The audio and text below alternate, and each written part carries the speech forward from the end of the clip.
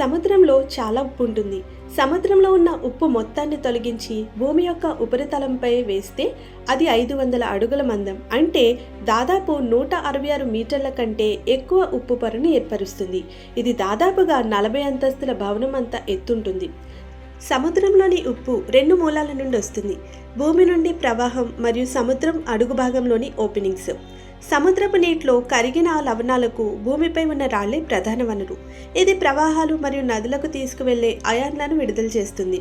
కరిగిన అనేక అయాన్లు సముద్రంలో జీవులచే ఉపయోగించబడతాయి. సముద్రంలో లవణాల యొక్క మరొక మూలం హైడ్రోథర్మల్ ద్రవాలు. ఇవి సముద్రపు అడుగు భాగంలోని గుంటల నుండి వస్తాయి.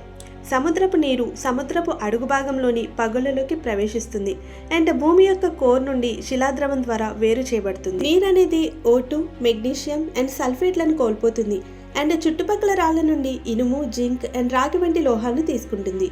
వేడిగా మారిన నీరు సముద్రపు అడుగు భాగంలోని గుంటల ద్వారా విడుదల చేయబడుతుంది.